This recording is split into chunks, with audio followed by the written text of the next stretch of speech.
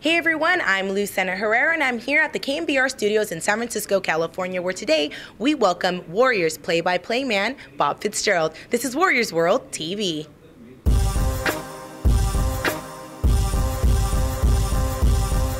Hey everyone, I'm here with Bob Fitzgerald. Thank you and welcome to Warriors World. Thank you for being here with me. You bet, anytime. Thank you. Okay, so you've been with the Warriors since '93.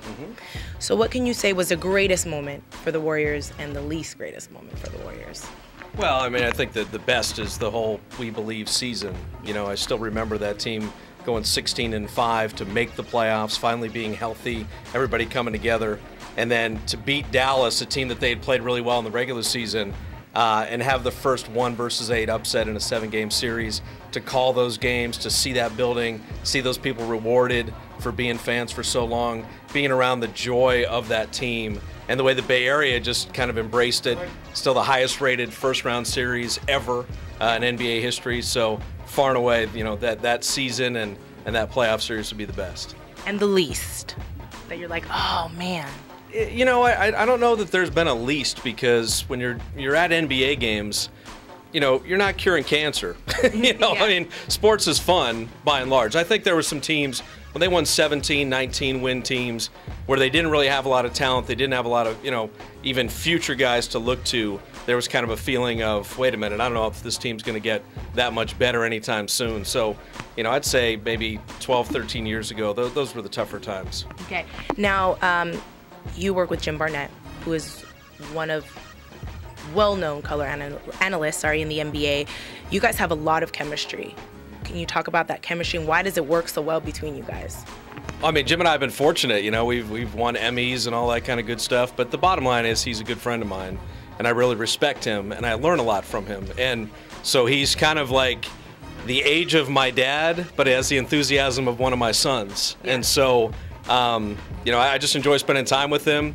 My job is to set him up and make him look good. Yeah. And so it's like volleyball. I'll tee it up to the net and let him spike it over. So, no, we have a great rapport. We like working together, and we have a lot of fun on the broadcast for sure. So between you and Jim, when you guys are broadcasting, can you pinpoint one of the biggest bloopers that you guys had that you want to share with us? With the fans? I mean, you know, it's live TV, so yeah. you're going to make mistakes and things like that for sure. I think a lot of them ones that people would never notice.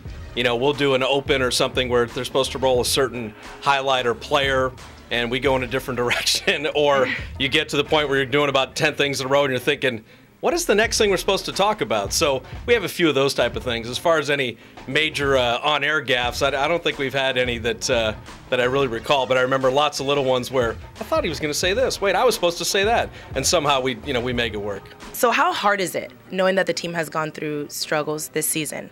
How hard is it to, you know, appear objective, but yet remain credible when talking about the team? Yeah, I don't think it's hard, to be honest. I think that when you have half your team injured, anybody with a brain would look at it and say, half the team isn't here. So really the story of the team was, how did this half a team remain competitive in a lot of games? You know, you could have counted the blowouts probably on, you know, 2 hands. They were, you know, single digits. So I looked at the year Stephen Curry had. Anthony Morrow wasn't a mirage. C.J. Watson put in a good year, finding Reggie Williams.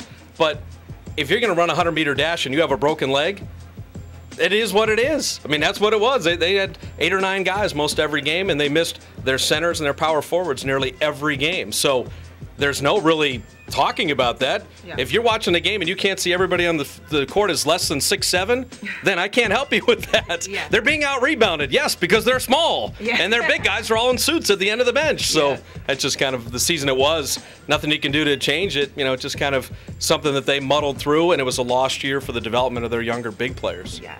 What is a misconception do you think people have of you? I mean, I'm sitting here next to you. You seem like a pretty upbeat guy. What do you think is one of the biggest misconceptions people have of you out there?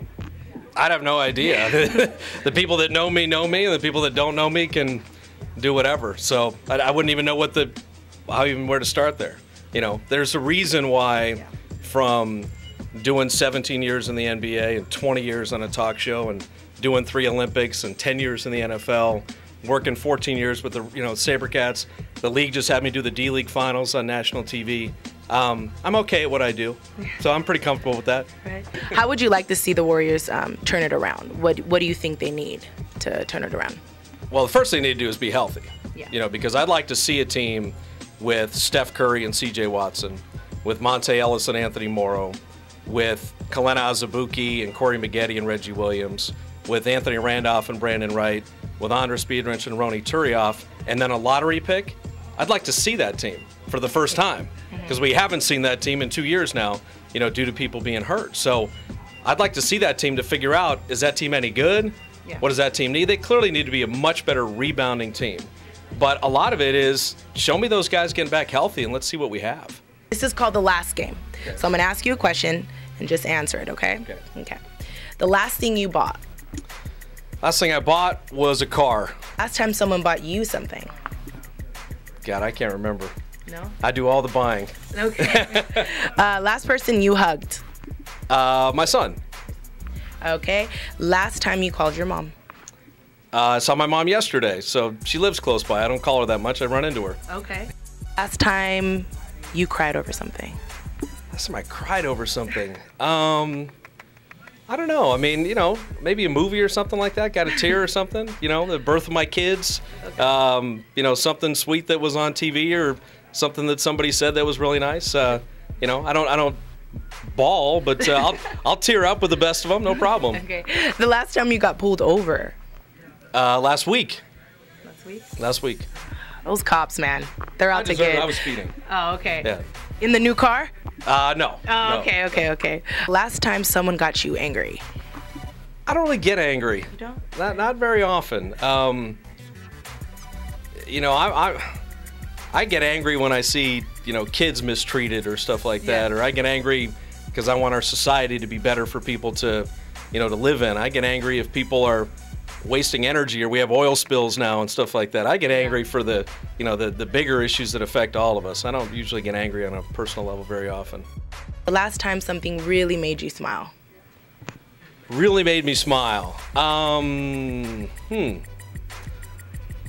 Really made me smile. That's a good question. Probably the Sharks getting a playoff win.